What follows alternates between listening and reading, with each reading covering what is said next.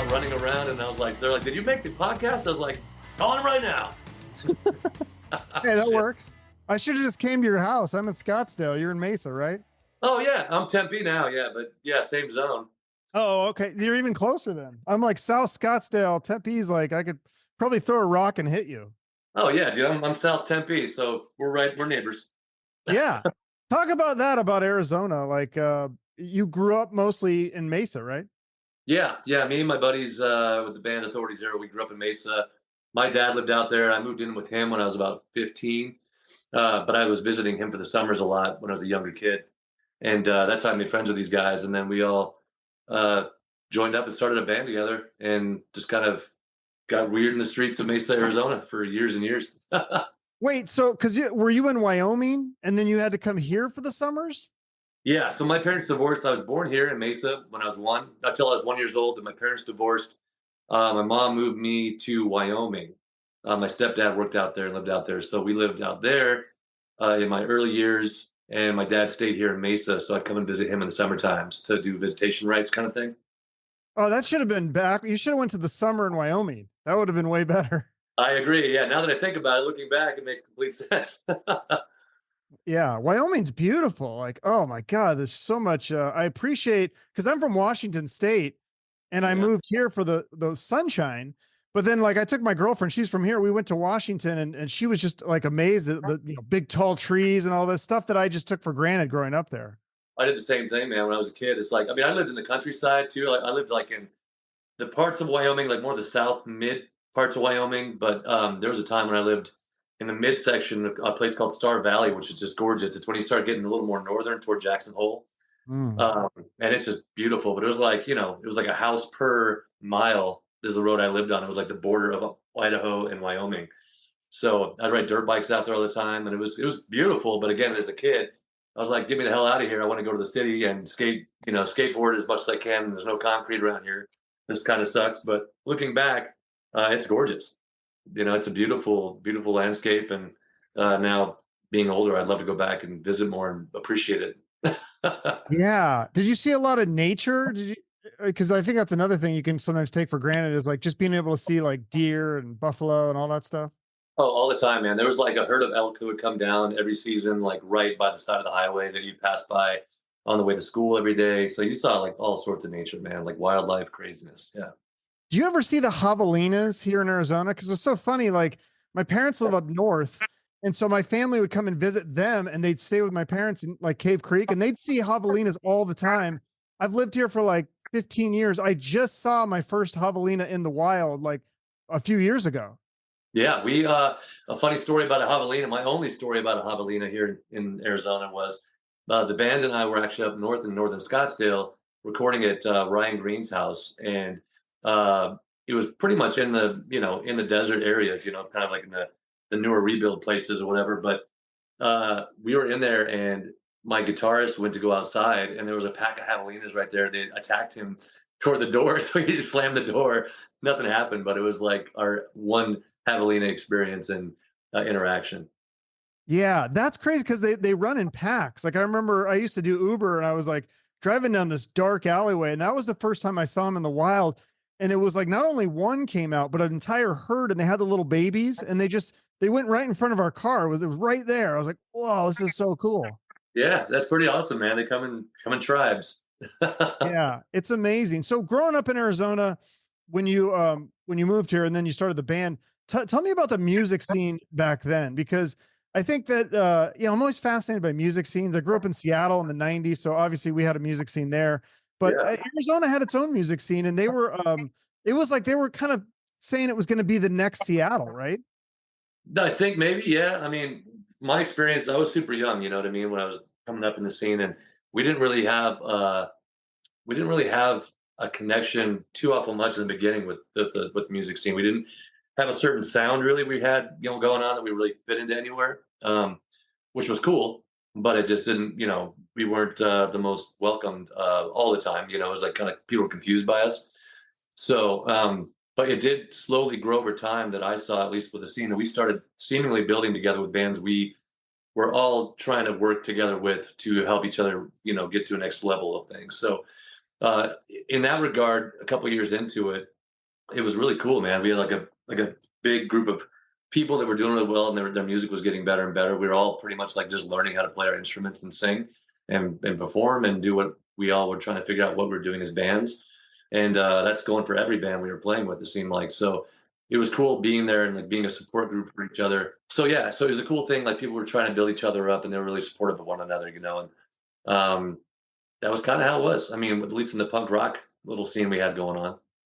Okay, Um, so did you so then obviously later I know I'm sure that you're friends now with Roger Klein, but back when he was in the Refreshments, did you come across them or the Gin Blossoms at all back then, or was that a little bit before your time? That was before our time. Yeah, we were just a bunch of kids, and they'd already been like on the map and doing their thing, and it was a whole different scene there. But now we're friends, like you say. Yeah, as time has grown on, I've done some stuff with him down in Rocky Point, his Circus Mexicus event he does down there, and quite a few times with them, and have gotten really pretty close with him and his wife. So it's been a cool relationship building, and kind of a turn of events from the early years to like now, kind of playing in the same stages. You know. Yeah, that's cool. I've seen you a couple times. I think did you do the when because the Black Moods, they also that's another local Arizona band for people who don't know, one of my favorites. And they do a similar thing that Roger Klein does, the Circus Mexicus, or they did, and I forget the name of it. I don't think they did it this year, but I think I saw you one time down in Rocky Point on their little festival. Yeah, I'm trying to think of what that might have been too, because I mean, most events I've done have been with Roger Klein and the Peacemakers for Circus, or what I just did here in February was the January Jam that they also do down Yeah, there. or maybe I'm confusing it because I've seen the January Jam. I've never been for the Circus Mexicus, but everyone says that one is like it's like January Jam on steroids. Oh, big time, man! The January Jam is like a nice warm up to get people prepped for the summertime big event, and it's crazy. It's like the stage is massive out there, all on the beach, and obviously all over Rocky Point. But there's one massive stage in particular backed by Banditos that he sets up, and it's just epic. Really? Okay, yeah. Then I need to just pull the trigger and do that one of these years. And how's the weather in June? Because every time I've gone to Rocky Point, it's just been amazing. It's been so nice. It is down there in June, man. It's like it's warm, obviously, you know, but I mean the ocean breeze gives it a nice cool tinge, and it's pretty awesome. It's a pretty beautiful time of year to go down there. Yeah, that's and everything's cleared up with the border and stuff because we were gonna go Yeah, for my girlfriend's birthday this year and it was like her big 40th birthday, and then it was like, oh, the border's closed. You can't go to Mexico. It was the weirdest thing. yeah, it was weird, dude. It was because that's when January Jam was supposed to happen, and Right. so it got put off, it got postponed or whatever, and then it literally opened, I think, like a week or two before they decided to go ahead and go forward with the festival in February instead. And so you're like, you know, people are kind of uneasy to even go down there because they don't know if they get back and have to take the roundabout way and all this stuff. So they didn't know how it would go as far as attendance even. But it turned out great. It was cool. I'm glad it opened back up because it was a lot of fun. Yeah, absolutely. We ended up going to Cabo, and I actually like Rocky Point better. For people who don't know, Rocky Point is it's what like 4 hours from Arizona, and it's so amazing. Like it's such an easy drive, and everything is so close, and the people are so friendly, and I love it. It's such a great place. Oh, me too. Yeah, it's been I've been going there since I was a kid, like probably 17, 18 years old with the band again, you know, because for one, you could drink down there because you're legal to do whatever really you wanted, you feel like at least. And so we've been going there for years. And so it's always been close to my heart and a fun place to go. Yeah, I was listening to your interview on Krista Makes podcast, and you guys talk about one of your biggest songs, "One More Minute," is written on the beach from in Rocky Point, right? Yeah, specifically that song is about those trips down there, not wanting to come back to your shitty job. And, you know, back then, especially you were a kid, you had not the coolest job. So we just didn't want to leave. You just wanted to stay for one more minute and soak it in and just sit back one more Pacifico beer and hang with your buddies. Yeah, and I heard you say that there's a karaoke version of that song. Is there karaoke versions of any of your other songs too? I don't think so. I think just one more minute. Yeah, I think that's the one that made the cut. Really? Okay. Kind of made the cut. It's not even the right words, but it's funny. Yeah. Well, I hope there's a karaoke version of your new song. This is the best song I think you've ever written. I think it's the best song I've heard in 2024. I think I blew me away when I heard this. Like, whoa, this is like a song that you'd hear in like a movie, at the epilogue, or I don't know what you would call it, but like at the end of a movie, like when the guy's like going to chase the girl or something, like it's just such a powerful, epic song. Tell me about writing this song? It's called "Turn It Off." Yeah, that means a lot, man, for one, and that's cool you say that about cinematic stuff because as I've worked on this record, specifically, I talked to Bob Hogue, who mixes everything at Flying Blanket Studios out here in Tempe, or Mesa. I'm sorry, Mesa. And I told him my vision for this record was to not just do the singer-songwriter thing. There's a lot of that going on, and I feel like it's been done a lot. I wanted to do something a little more expansive and creative, I guess, and full. And the biggest word I used with him was cinematic. I said, I want to make this record cinematic. It's like I've done the acoustic records, I've done the low quality stuff. Like now that we have the opportunity working with Double Helix Records to really make the record that I've always wanted to try and put together, let's just make it massive. It's like I'm just one dude, but I mean, we can, bring in the right instrumentation, the right musicians, the right sounds, and the world's kind of our oyster. So we did that, and got a lot of the greatest musicians here locally that I played with throughout the years at different shows and in different bands, and had them perform on this record rather than myself just playing all the instruments like I've done in the past to kind of get those instruments in there at least, but not well.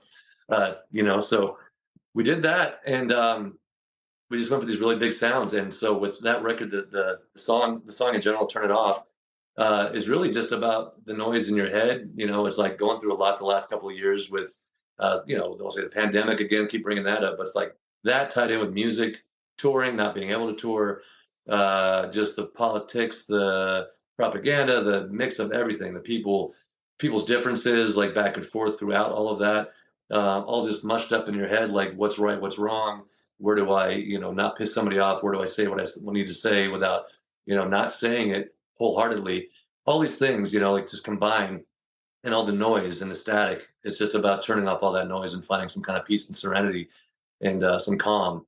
So that's really what the song is about. And I mean, and I mentioned it before in an interview that I don't even know where it came from. It's one of those songs I sat down and just started writing. There was no rhyme or reason. I just started writing, and you can kind of tell in the lyrical content that it's not like a patterned writing process. It's really like random thoughts that happen to work together of a stream of unconsciousness, I guess. Wow. So Okay, so the lyrically, it's about turning all that noise off. So have you found a way to do that, or is it just like writing the song, the cathartic thing that you did to turn it off in your head? yeah, it's the cathartic thing I did just to turn it off in my head. I mean, I found moments of peace from those times, and the chaos of what was, of course, and again through music, and again releasing a lot of these thoughts and a lot of these ideas and putting them to paper. And yeah, it's never ever changing process. There's always stuff going on, so you're always constantly thinking and overthinking and underthinking and thinking you didn't think about something that you might have missed, like your interview with the podcast a half an hour ago, or the chaos of the world and of your own mind. It's always going to be there, but it's fun to write about. Try and get some of it out on paper and tape. Yeah, well, I think it's cool that you can share that because I can't write music. I suck. But listening to it, I'm like, wow, this is like, it put me in a better mood last night. I listened to the song, I don't know, 30 times since I downloaded it last night. It's so good. It's so catchy. Thank Talk you. about how you musically put it all together. Cause I always think like, why don't they make more songs like this? Is this really hard to write? Because I think sonically and musically, it's so brilliant how you've put these pieces together. I don't know how to describe it without having people listen, but just the hook of it, it's so catchy, and the way you've got little things here and there that ding this and ding that. I mean, I don't know how to describe it, but it's really good, is what I'm trying to say. I appreciate that. Thank you very much, man. Honestly, the process with this song out of the gate was just me and an acoustic guitar, which is how this whole album started. And it was one of those songs that almost didn't make the record because I was like, this might be a song for my band, actually, Hmm. which is like kind of a new thing I've kind of come to terms with, that some of the solo stuff used to be just like, oh, that definitely doesn't make sense with my group. So I'm going to put this on a solo record. It's more of a singer songwriter kind of pretty song of sorts. But as time goes on, and we're playing a lot more with the band again and touring a lot more, I'm just writing songs for just song's sake, and they're coming out. Some are coming out as rock songs, some are coming out as reggae songs, some are coming out the pretty gospel type sounding songs. And this one again was just an acoustic song. I was like, it's got something there. I got a chorus for it, you know. And then I played it for my friend Kristen Taylor at Underdog Studios, and she's like, dude, she's like, I think this is like my favorite song that you should put on this record. I'm like, really? You think there's something to this thing? And she's like, dude, absolutely. It's like this could be the first song on the album, maybe your first single. And I was like, I don't see it. Because at the time I didn't see it. It was like really bare bones, and I was like, it's cool and all, but you need like a full rock band to pull this thing off, which is, you know, something I don't have at the time for the solo thing. So a lot of that went to play. But as it grew and developed, I started seeing that picture as well, and we just brought in my bass player from Authority, Mike Sparrow, and he threw out a bass line to it. I was like, well, now we need drums, you know. So I called my friend Shoei. I'm like, Shoei, you want to throw out some drums on this album? And that meant throwing drums on almost the entire album because it'd be just weird having the one song, in my opinion. So we started getting more creative, and things just kind of really started snowballing and experimenting more and more. And then before you know it, you're like adding bells, you're adding in here's a mariachi horn section. You know, it's like things just grew. It became its own little. It was a little baby that was born and it went through life, and it became this adult with stories to tell. Yeah, That's amazing. Yeah, because it does, it's not, it'd be interesting to hear the demo and then hear the difference because it does well, sound, it almost, it's complex but simple. Like, because it's so melodic, but there's so many little things going on that just add to the hook and the feel of the song that make it catchy. And yeah, I think it's brilliant. So you've added these musicians helped you out and shaped it into what it is now. they did. Yeah, I mean, honestly, man, it's like there's so much talent that was brought into this album, and I mean, a lot of the credit goes to them because I mean, I wrote the songs, but the spice that was added to it, like the seasoning, like any kind of soup you make, the ingredients, I guess, it just added so much flavor to it and really brought everything more to life than it originally was. And the cool thing I think about these songs is that they're still, in my opinion, good songs just acoustic. You know, so that's why I love writing just acoustic first. Even with the band, I'll write acoustic songs, and then we'll be like, let's make this into a punk song now, or elevate it and whatever we want to do. But that way, you always know that if you can play a song by itself, acoustic, and sing, then you know you got something good. If you have to have all those elements, then you might need to look back at what you did. Yeah. But we got lucky to have, I think, decent songs, and then we just elevated them with a lot of this, the additional instrumentation and minds. So Bob helped co-produce it, and then but on that single, you actually had Tom Lord, who's worked with Blink 182, Weezer, Fall Out Boy, and the Rolling Stones. So Yeah. that's how did you get him? Yeah, there's some talent on this record, man, from not just myself and whatever, but it's we just reached out. The label Double Helix was like, we really want to reach out to a couple of big producers, and for the first single, we want to get one of the best we can to introduce the album to the world. And they tracked down Tom Lord Alge, and they shot him an email, proposed the idea, and everything just worked out. And so we did the first song with him, and I think we did a good job with picking that guy for the first song. Yeah, so you just ask him, hey, can you do this one song? Do you is he charge like a big fee, or is it more like, hey, he's going to help out like more independent artist, and No, he's not charging you the same as a Rolling Stones price, I'm assuming. oh, absolutely not. No, he knows I'm an independent artist. He knows that it's just the one song. He knows also his value, you know, of course. So he knows that it's going to help people turn their heads to it and pay attention a little more. That means like people, listeners in general, specifically radio stations. On top of that, you know, whoever might want to play it on a grander scale. So with that, yeah, there's a price tag on it, of course, but I'm imagining nothing like what the Rolling Stones would be paying this guy. That's good. I think that's cool when people do. What is that like a line from I think it's one of the Kevin Smith movies where it's like Affleck and Matt Damon, and they're talking about how like you do the art picture and then you do the blockbuster movie. Like you got to mix it up, or so Yeah, it's similar for music, right? yeah, exactly. It's a nice combo, man. You do like this level here, you do this level here to kind of make it all interweave.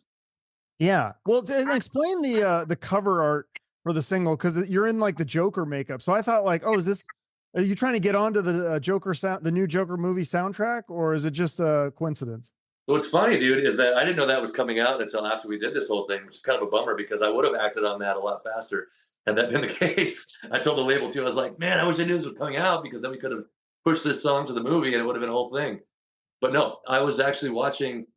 I was trying to come up with concepts for the video just on the road, and I came across the original. Uh, what's it called? The original reel for like the promotional reel for the first Joker. And then I was just watching it on YouTube, and I was like, man, I can like totally see my song in the background of this like scene, this cinematic once again kind of atmosphere. And I did a little makeshift video of my own on my little program I have on my phone of my song in the background of that exact clip. And it's the one where he's walking down the hallway with his back to you, and he just lost his shit basically. And he's like, gets on the elevator and he turns around like maniacally insane, but also at peace and all these things. And I was like, this makes, and it just fit. And then he goes to the dancing scene down the stairs. And I'm like, this is awesome. I'm like, I need to send this to the label real quick, see what they think. Cause this could be really something cool. And they saw it, they're like, oh, that's a different thing completely than we were having in our heads. I'm like, me too, but check it out. Let's see what we can do. And so it all came together like that. That was pretty much it. And then we reached out to Illmatic, Eric with Illmatic Videos, and he'd shot in some of the stuff on the label before, and he was willing to do us a great deal for a few videos for these first few singles. And he flew out from Las Vegas, and we just put the script together and almost followed the original Joker with Walking Phoenix video storyline wise, front to back as best we could in a 3.5 minute section. So we just did recreations of that. Obviously, it was a lot of fun. I got to, I've always enjoyed acting or pretending to act or trying to get into acting, I guess, performing, I guess, at the most, and just entertaining. And so it was really a chance to break out of just being the guy singing the song and here's the video camera. It's like, let's get weird with it. Let's get crazy, intense, act, pain, suffering, happiness, all of that entwined in the video and try and make it shine through with the song as the background meat of it. So I think we did a great job of doing that. I'm excited the way it Oh, came that's out. cool. I don't think I've seen the video because I don't think it was in the promotional thing. I should have asked for that because I don't know if there's an advanced copy of that, but I did get an advanced copy of the rest of the album. And Oh, so I cool. listened to that today and I was like, oh yeah, this is so, because I wanted to hear more. I heard the single. I was like, I need to hear more of this. This is amazing. So you've really got a great variety on this album. It's not because some of your other solo stuff is more just singer songwriter, you and acoustic guitar stuff, right? But this is more, there's a lot more variety, I feel like. There really is. It's one of those records where I didn't know if it even made sense when I was recording it. I was like, I don't even know if this is going to make sense as a full record. And like, it might just be like put singles out here and again. And interestingly enough, after the production of it, the mastering of it all, just the message or idea behind it, it all in the end, I listened to it on the test press vinyl, and I'm like, this sounds like a record. It sounds like an interesting record.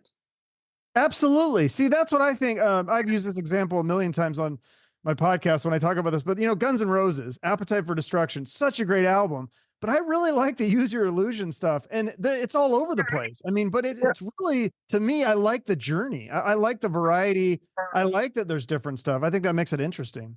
Absolutely, same here, man. And if anyone's heard our band Authority Zero, we're not one to stick to one style of music. It just gets boring as a band for one. Just playing the same song over and over again. Not for me. It's like I like variety. I like too much music out in the world, especially throughout the years of coming up in my group with the eclectic mix of it, and just playing and touring with so many other bands and getting new influences. It's just like it just comes out the way it comes out, and I'm really I hope people enjoy that as well because I do enjoy the journey on records myself as well. It's not stagnant. It keeps you on your toes and keeps you excited. Absolutely, because it's not only different styles of music, it's different moods. Like you have the one song. Is it just Wafu? Well, WAF. That's like such a upbeat, catchy, fun song. And then the last song on the record, Beamer, is a very slow acoustic. It's got the strings. It seems very sad. it is. It's about it's very dynamic in that regard. Like you say, it takes you on an emotional roller coaster for sure. This whole record does. Wafu is. I'm not sure if I'm allowed to swear, but we're all effed up.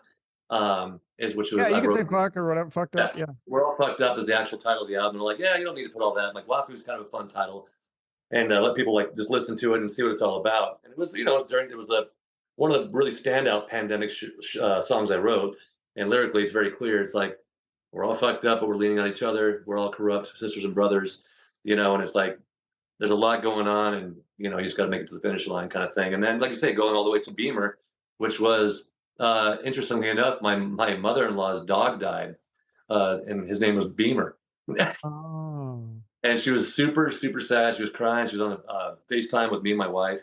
And I was she's like, you can write a song about it, right, Jason? I'm like, you know what? I'll go write a song right now about him. I ran literally into this office She was still on FaceTime. I wrote the song like in probably 10 minutes. Came back out with my acoustic guitar, played it for her, and obviously Waterworks even more came, you know, and it was a very honest, very emotional song, just about life and death and about, you know, see you on the other side, whatever that may be for whoever. And it just was a, you know, shine on in your, you know, in your life and your death and in your memory. Yeah. Wow. I That's got so a weird cool. brain. What's that? I got a weird brain. It's kind of all, like I say, it's kind of all over the place with the thoughts like that all the time with emotions and things. No, I mean, I think that it's like you said, and it's like the other song. We're all fucked up. I mean, we are all fucked up, just to different different levels, I guess. Some people are more fucked up than others for sure. But I think a little bit, especially if you can channel it through the music, is I think that's so amazing. What a great gift that you have. Thank you, man. I appreciate that very Yeah. much. I really enjoyed the record, especially that first single is so amazing. I think that should definitely, it seems so radio friendly. And I think there's a few singles that could be on this record, but it's just so hard to get music. Does that even, do you even care about that music on the radio anymore? Or is it more about getting on the playlists? I don't even know, man. I just want people to enjoy it, honestly. Because I mean, you know, we've done the radio thing a lot in the past with the band, like you know, early days. I don't know how. I know it's still a relevant thing, you know, and I've got friends that work in radio, and I'm going to reach out to them and see if they'll play it, and hopes they will, and hope it catches on, you know, because of course that's going to reach more people in a broader span, and it's one of those constants, you know, with playlists, you know, you pick and choose what's coming up, what's not, kind of thing. With radio, it's constantly on in your car, so it doesn't hurt to have it out there. Obviously, it's nothing I chase anymore. You know, it's one of those things in the early days, like, oh, we got to get on the radio, woo, you know. At the same time, you're fighting against being on the radio because you were in a punk band in the early days. So it's like this inner turmoil thing you're going through. You know what I mean? You're like, we don't want to Right. be on it, but we want to be on it. Right. And Yeah. anybody that tells you otherwise is like full of shit, I think. And I've gotten called out for that before, and I'm like, whatever, dude. You know, if you had the chance to have your song played on the radio, you probably take it. Well, So, yeah, because too, it's like, isn't that? I mean, you want to make music for a living. You don't because a lot of your band members from Authority Zero, they had to go get real jobs because this didn't pay as much, and they had mortgages and families and things, right? oh yeah, this music industry is every day is a hustle, dude. Honestly, it's like when I'm home from playing tours with Authority Zero, I'm booking 15 acoustic solo shows over the weekends to gear up to go on another tour where we may or may not make money, but I need to pay my bills. So it's like that's my job is to be a musician, an artist, whatever you want to call it, and it's not easy. It's like you know the broader audience you can get to, I think, is you know the better because you can have more people listening to music, come to shows, buying your T-shirts, all of it, you know? The So, merch stuff helps, and then you do like a lot of solo shows. I noticed. Now, would you do some of these songs? Obviously, you're going to do some with just you and the acoustic guitar, but would you ever perform solo with a full band, or have you done that?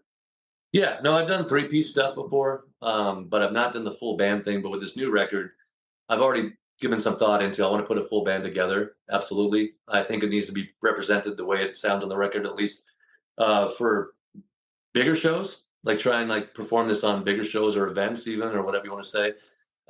Keep on doing them acoustic, of course, you know, because I love doing that, but I would love to present this album to people in the live production way that it is on the album as best I can, and let them feel that live rather than just on the record in their cars or house or whatever, you know. So that is something in the works that I'll be putting together here in the coming days. Oh, that's cool. Okay, I'll definitely have to look for that. What is the best way to find tour dates for you? Because I noticed, like on your website, I don't think it had. I know you posted stuff on your Instagram story, but if I wanted to look at all your upcoming tour dates, it's not on the website, is it? Not yet. No, I'm actually redeveloping my website, jasondevore.com. So that will be the place to go.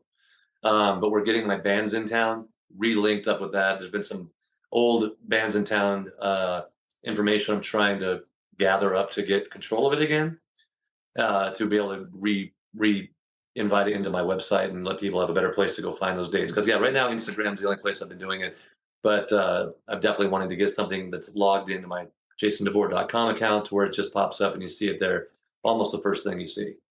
How does that work with the solo stuff? Like, do you have like kind of a residency at some of these places, or is it always just like wherever they need you and they'll just book you weekly or monthly? They're just friends of mine at this point. I mean, I've been playing with a lot of these places since God, 10 years plus now, solo. You know, I started this thing back in 2006 with the acoustic solo thing. And since then, I've made just really good relationships with a lot of the bar owners, the venues. And it's kind of cool, man. It's like a very organic thing. I can just reach out to them uh, when I'm on tour, I'm like, hey, I'm coming home for 2, 3 weeks. I'm like, you want to book Friday or Saturday or whatever? And it's like, oh yeah, we're open this day. I'm like, cool, right on, we're good. So That's it's kind of cool. neat. Yeah, it's a cool way to keep working without having to pull your teeth out, and like have these cool relationships with people. And you have like kind of the local hardcore fan base. Like, do some fans come to all these shows, or do you have some that are repeat customers at least? Yeah, yeah, it's pretty cool. There's a tight knit community that keeps on. They'll go to like all the shows on one weekend, no matter what side of town it's on. They're awesome. They're just so awesome, dude. It's like it's a really cool little clique of people. And that's yeah, that's cool. I'm trying to think now. Do you do Authority Zero songs solo as well? Not very many. I'll do a couple like toward the end of my set just to kind of like close it out with a big, you know. But no, I mean I put out 3 solo records, 4 now coming up here. So it's like I've got a lot of content. I've got another side project I did called the Bollocks. It's an Irish folk punk band. So I've got that catalog as well. And I really try and steer away from the Authority Zero music as much as I can and save that for the shows here locally and for the band. You know what I mean? I think there's enough material I think to perform, and I really wanted to push my solo stuff too. When I first started doing this whole acoustic thing, I would go out to open mics and like just go under my name. I wouldn't do from Authority Zero. I'd kind of slide under the rug to try and just play these songs and get an actual audience based on these songs. And so, Pretty cool. yeah, I really enjoyed the organic, element of that too, and the honest element of that too. That people weren't just like floating my boat because they like the Authority stuff and they're there to hear the other stuff too. I really wanted to see what that fan base was like and draw people in that were really touched by the music itself and get that honest audience. So yeah, but Yeah. I'll play a couple like if it's people are fading out or whatever 'cause my acoustic stuff is very singer songwriter. It can be a little bit sad, a little sappy, a little bit harp string kind of stuff. So just get people moving a little bit more like wake up. I'll play a couple Authority songs maybe here and there. That's cool. Yeah, you mentioned the Irish stuff. Because I thought like the song "Go For It" on the new record, that's acoustic. That had like an Irish music kind of drinking song vibe. Yeah, I'm a very big fan of Celtic music. I always have been. I mean, I like played in like I say the group before, long before I started the Bollocks with my friend Keith, who's from Dublin, Ireland. Like that just really made things click. I was always just a fan of Celtic music in general, like Celtic singing, Celtic melodies, the culture, all of it. You know what I mean? So since having formed that group, it's just been kind of in my bloodstream, and I've really just enjoyed helping it flourish, I guess, and like presenting it wherever I can. Even with Authority, we've done like Drunken Sailor on there, like Rattling Bog, old Irish drinking songs that people are like, what is going on? And I'm like, it's just in my head, it's just who I am, I guess. So yeah, it definitely feeds over and bleeds into the solo stuff quite a lot. I get the, people asking me where I'm from a lot of times. I'm like, I'm from Arizona, I'm from Mesa. They're like, wait, what? I'm like, yeah, it's weird. I know. I have this weird like slur or something about me that it's kind of caught on with my singing and transposed into that as well. But yeah, I just love it, man. Like I say, so many different variations of music I'm inspired by and that I really love, and I don't try and fight when I'm writing music. I just embrace it rather. Yeah, because like I'm on a beach. That's like more the acoustic, the Spanish. What would you call it? Flamenco? Is that what do you say? Like Yeah, what is that? Is that of Rocky Point? I'm on a beach, or which beach are you talking about? that was Rocky Point Beach again. Yeah, that song is all about that spot again. It's funny because I quit drinking about 2.5 years ago because I like to have a lot of fun. And Cool. Yeah, yeah. I heard you talking about that. Yeah. yeah, and You're an so extreme person. You said like you're either you do things, and that's somebody else used that analogy to me about like people who are alcoholics, they do things to the extreme. And you talked about being an extreme skateboarder, extreme musician. So when you did alcohol, it was maybe a little bit too much extreme. I'm an extremist. I really am, man, to the fullest. That's the best way I could put it. Like if I'm not doing something, I'm probably just not doing it. Like quitting drinking, I'm like, nope, absolutely not. I'm good. I have my fun. I'm done. Or if I am, I'm 100%, 100% in. And that's with anything. That's with relationships. That's with the band. Again, we're 30 years strong now, and things have come and gone, and people as well, unfortunately, which it's really hard. But I've set my mind to it, and it's there's so much involved with that now too. So and other people as well. But yeah, so with On a Beach, leading back to that, uh, I had quit drinking 2.5 years ago, and I was out in Rocky Point with my wife and her family. And now I'm getting up at 5 a.m. because I'm exercising and running on the beach rather than being up all night still. So one morning I woke up and went down to the beach at 5:30, and I was just sitting there watching the sunrise, and there was like nobody on the beach, of course. And I was looking around, and I just said to myself, I'm like, I'm on a beach. There's no one around. And I just like, bing, idea popped in. I ran upstairs, grabbed my guitar again, wrote the song in probably like 30 minutes. Played it for the family that day on the beach. It's kind of a joking song at first. I was like, this could actually be something. And so I developed it a little more. And again, the production of it helped a lot to bring that to life quite a lot. And I started playing it in Rocky Point with Roger Klein and the Peacemakers down there for Circus Mexicus. I was like, here's a new song. I'm like, I have no lyrics for the verses yet, but I have the chorus. Now, when I say I'm on a beach, I just need you guys to say, I'm on a beach. You got it? They got it. And that became like a hit down in Rocky Point for myself without even having lyrics for the verses.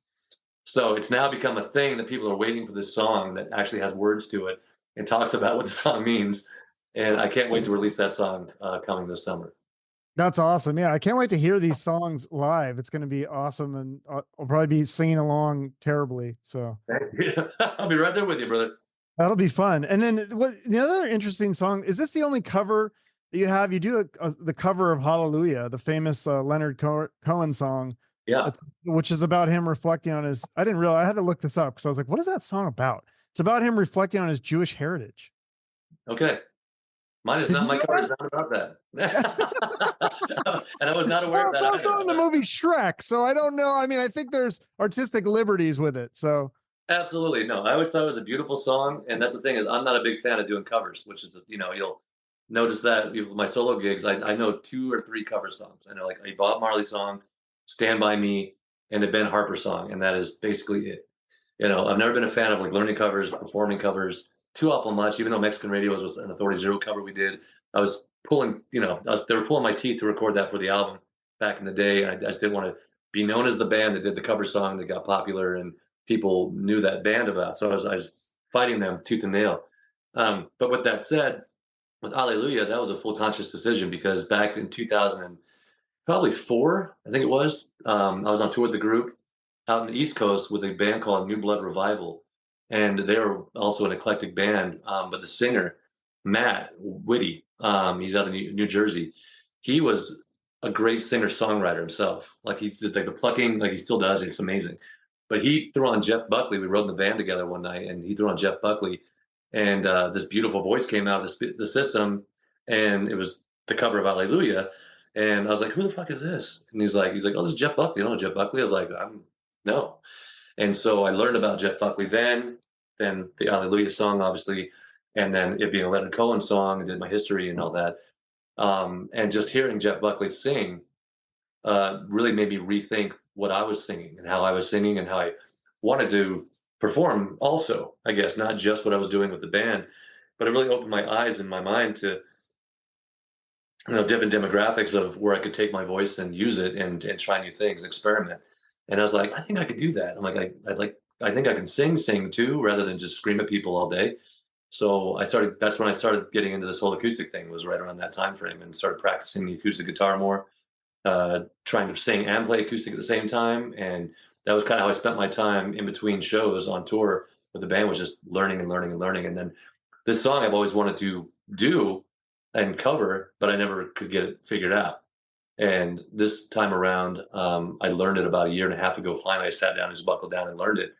And I was like, I think I want to take a chance and like try and record that for this album this time around. I think I'm at the point to where I can pull it off live and on the record and make it beautiful. And so I went for it, and what came out came out. yeah, I think it's great. I think the whole album is great. It's amazing. It comes out in June, right? I don't know what's the exact date. I don't know if I have it. June 7th, 2024. Okay. And but the first single is coming out May 4th, I think, right? First single is coming out May 4th. Yes, that is Turn It Off, the one you're talking about. Yeah. And then the second one is May 26th, I believe, is I'm on a Beach. Oh, okay. That's going to be the second. And then is the song Courage? I feel like that one's already out, right? That's kind of out. I've recorded that song 4 times. I mean, I did the first one on my first acoustic album. I was like really raw. I just gotten back home from tour. My voice was kind of blown out, so it was kind of a cool thing on it. But I never recorded it the way I wanted to hear it, like in the big, once again, cinematic Braveheart kind of way, I guess you could say. So it also has kind of a Celtic tinge to it on there. I'm playing a tin whistle on that I got from Dublin, Ireland, back when I was visiting 20 years ago. So it's got a cool element to it, some strings on it. We're gonna release that again. I do a thing called the Courage Campaign that I started last year, the Courage Campaign, and we're going to re-release this Courage with the Courage Campaign coming up sometime in the middle of summer. What is the Courage campaign? It's an idea of just giving people hope and strength in difficult times. You know, everyone's going through hard shit all the time. You know, it's a way to present the song, maybe listen to it when you're having a hard time. I've heard from a lot of people that it's helped them in their harder times and pulled them out of a really dark place. So it's almost just a reminder to not give up hope in your difficult situations in life, and that to just have the strength to face them, take them on, and deal with the hardship that comes along with it to get to that better place. That's cool. Do you feel like that's like your kind of your purpose on earth is to just make this music to help people in that way? I don't know if it is, man, but I mean, I do know that it's definitely. I've gotten feedback that it has helped a lot of people, which makes me feel good about what I've done with it, and gives me confidence that the way I'm writing through my own hardships, an expression of that, and working myself through them has helped people out, and it does feel like it might be something of at this point maybe some kind of purpose. Yeah, I guess I could say maybe yeah. So then, yeah, why would you doubt that? It sounds like that's exactly what's going on. Yeah, then I'll say yes.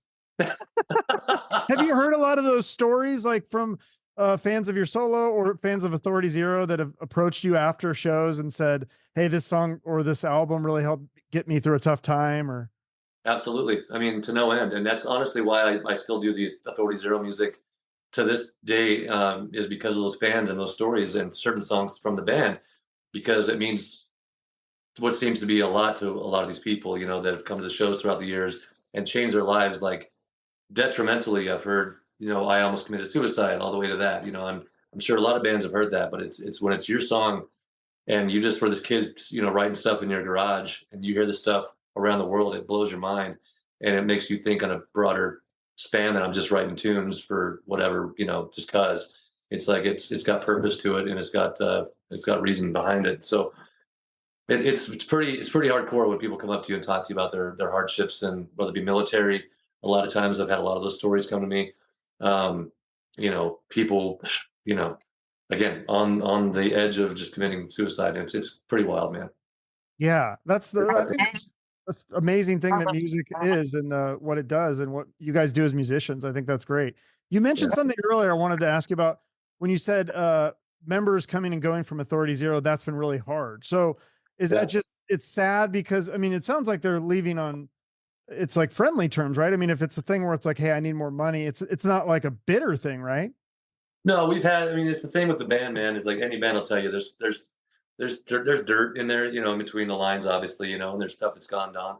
When you're a band for that long, I mean, we started as kids with not a care in the world, and obviously you grow up and these things start coming into play, like marriages, kids, mortgages, wives, all of it, and just people change. People actually, when you're a kid, you're all just kind of like kids figuring it out.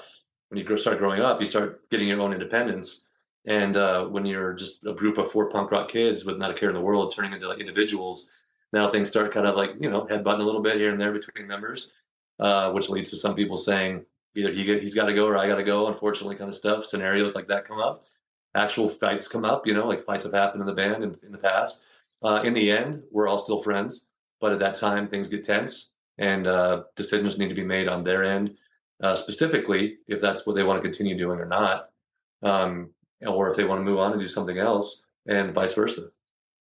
So it's been a road of hardships, which is, the sad part about it, because these were my best friends coming up as a kid. And I picture Aerosmith, I picture us going until we're 40, 400 years old, and the same group of people. And then it became, I guess, a real band where things change, and like, new people come in and I'm like, oh man, I never saw this coming. How am I going to deal with like this new personality, this new guitarist? How am I going to explain to the fans? How's that going to work? But you figure out it does work. You figure out, you find a way. You just take it with stride, and you take it for what it is, and you grow with it, or you just stop doing it. And at that point, when the first change had happened, I'd already put 15 years of my life into it, and so I was like, well, this is what I do. This is like my life path. This is like, it's the only thing I know. It's like I'm doing this since I was a kid. I don't have this like degree or all these things. It's like to just kind of go up and do whatever else. I'm like, this is what I've I've wanted to do. It's what I've chosen to do, and it's what I love doing. And I love these fans of the band too. So it does take time, to like heal those wounds a bit and come back to terms with like some people get upset that you're still doing the band without them, which I understand. But there's also the other side where I'm upset that you chose not to be a part of this anymore. So it goes both ways. But in the end, we've all grown up. We're all adults now. We all notice just like we're all doing our lives, and we're doing what makes us happy and surviving. You know. Yeah. Is there anything that when you look back as a wiser person now, is there something that you would have done differently or any advice you would have for younger bands on how to work through those hurdles? Like, is this just maybe the part of the way things go sometimes? Yeah, it is part of the way things go sometimes. But what I would say is, I was very passive aggressive with my band throughout the years because I was trying so hard to keep us together. That I would like kind of eat the shit a lot, I guess, to like make sure that said person was happy, said person, I wouldn't say certain things that were on my mind as much to cause an uproar and have someone leave. So that's one thing in my younger years that I would have probably changed. But then again, maybe I wouldn't have because maybe I wouldn't still be here 30 years later, still doing the band because I decided to take the back seat to a few, to pick my battles, I guess, more. Hmm. Uh, had I just spoken up and ranted off, it might have been over a long time ago. But I think that because of that, what I've learned a lot is patience. A lot of patience, understanding, because everyone is once again individuals. You're a band, but you're all different people, and so you'll want to be keep an open mind to that, and know that no one's going to think the same thing you're thinking all the time. No one's going to think that's the better way to sing something or play something. They've got their own idea and their own vision, and it's just a matter of being open-minded to that and being patient with the people you're in the band with to create the longevity as well as a happy environment, a happier environment, I guess. Because you're in a van 24 hours a day or 23 hours a day. You're on stage for 1 hour. It's like that's kind of the way to look at it too.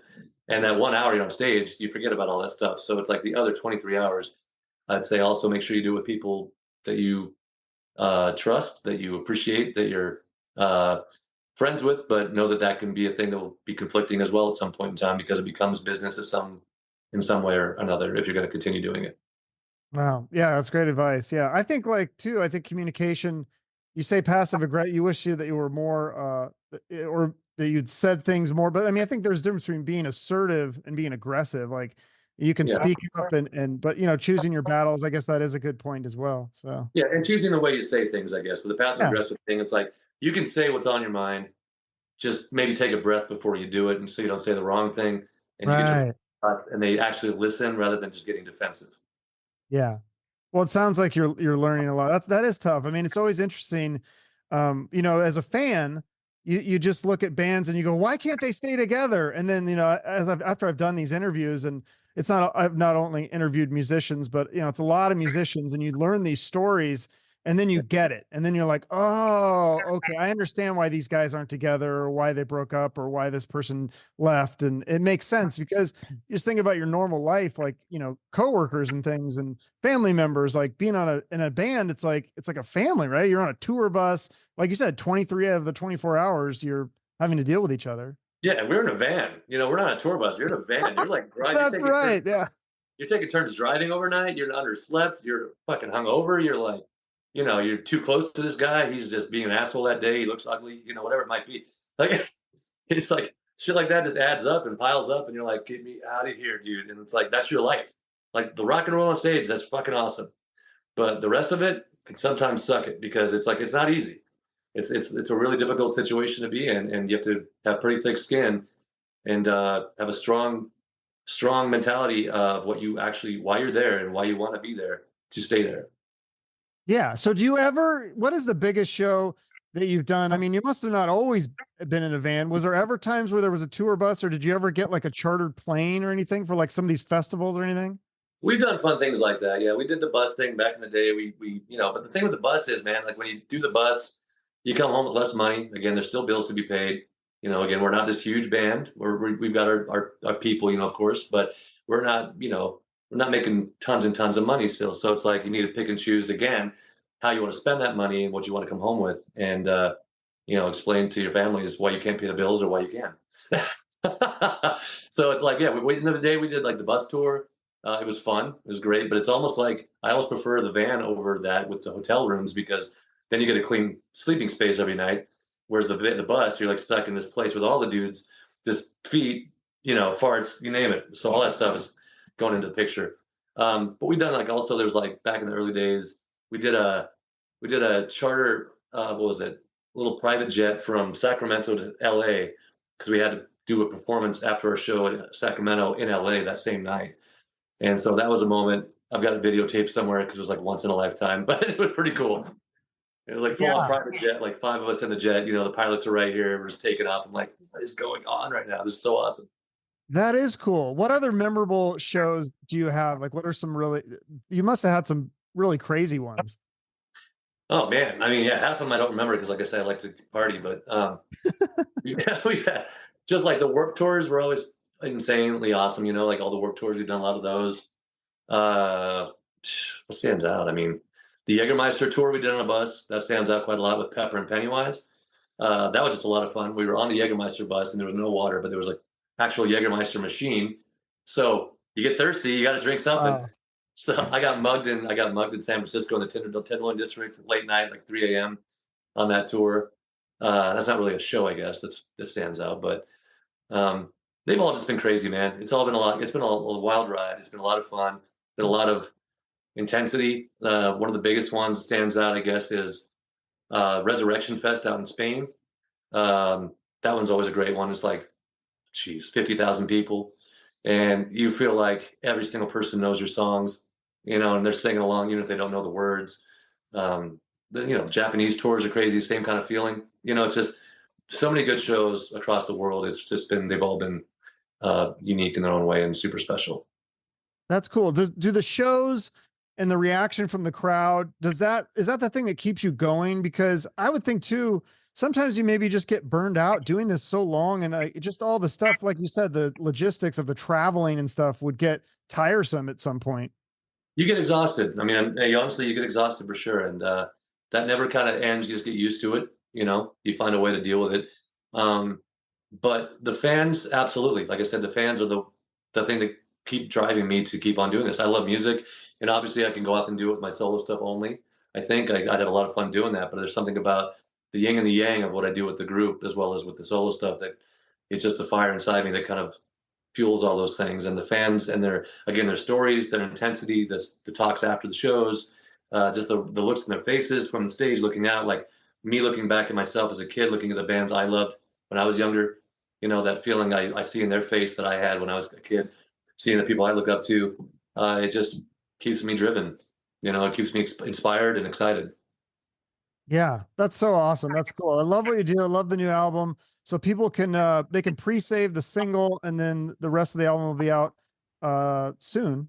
Yeah, June 7th. June 7th, next month. So that's great. And then you've got some shows, and then you'll update the website. And I think Authority Zero's got some shows coming up too, right? We do. Yeah, we have Lake Havasu in a couple weeks, and then Las Vegas again for a festival out there. Wait, Lake Havasu? What's going on in Lake Havasu? Is there a festival or something? No, we're just playing there. Frank from Voodoo Glow Skulls. No. He's the old singer. He's not in the band anymore, but he's throwing a show out there. Let me see if I can find the actual thing. What is it? I might have to go to that if I'm around here. That sounds like a lot of fun. Yeah, Lake Havasu. Oh, there's no there's no actual thing on my calendar as far as like where it's at. But yeah, it's on May 12th. Looks like. Oh, I'm sorry. No, May 10th. I'm assuming that's a weekend, hopefully. That's the weekend, yeah. It's Friday night. We'll be out there. It's on the authorityzero.com website if people want to check out that date. Okay, cool. So people can follow you on social media, follow Authority Zero. New music coming, and then is there new Authority Zero at some point too? Yeah, this is our 30-year anniversary, like I mentioned. So we just got back from 2 weeks out in California. 4 days ago, we got back home. But we were out in California for 2 weeks recording new Authority Zero music. And we're planning on doing something special this year for to commemorate our 30-year anniversary for the fans. But also, it's also working toward a new album coming out next year in 2025. Okay, awesome. Well, thanks so much for doing this. I appreciate it. Yeah, you too, man. Good conversation. It was good talking to you. All right, you too. See you later. All right, take care. Bye-bye.